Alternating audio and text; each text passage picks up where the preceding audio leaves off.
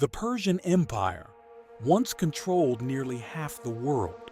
Its power stretched across continents, from vast deserts to great cities filled with life.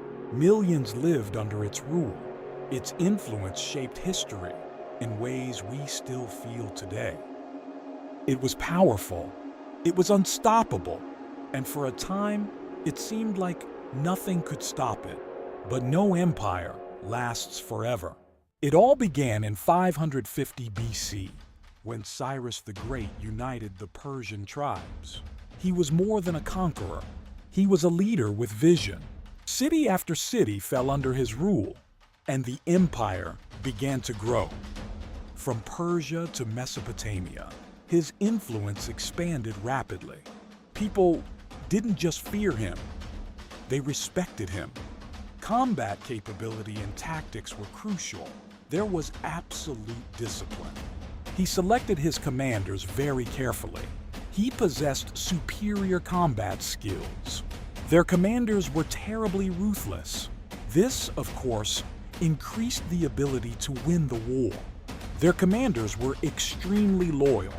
Their envoys, however, were extremely dangerous and audacious. The Persian army was vast, disciplined, and relentless. Archers filled the skies with arrows. Cavalry charged across the battlefield. War chariots thundered forward. No enemy could ignore their strength. No army could easily defeat them. At its peak, the empire seemed unstoppable because they were the most ruthless warriors of the Persian armies, because they were the immortals. But power always attracts enemies. Tensions began to rise. Threats grew stronger. Something was changing. Something was coming.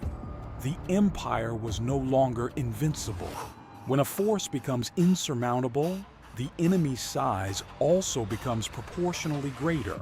Rather than becoming small towns and disappearing, many tribes stood alongside the Great One, and everyone is ready for his arrival. All other states, the bourgeois class, the nobility, and all opinion leaders agreed that this power should now disappear. And Alexander came, a young king with unstoppable ambition. Battle after battle, the Persians were pushed back. Cities fell, armies collapsed, and incredible chaos. Alexander the Great, he came to the cities with such a formidable army that no army could stand against him. The Persian commanders surrendered the cities one by one. They trampled all of Persian lands with the hooves of their horses. They burned and destroyed the cities. Such destruction had never been seen or written about in the history of the world at that time. And the empire began to crumble. Those enormous cities, magnificent palaces, and the peaceful cities are gone. Alexander the Great had an interesting characteristic.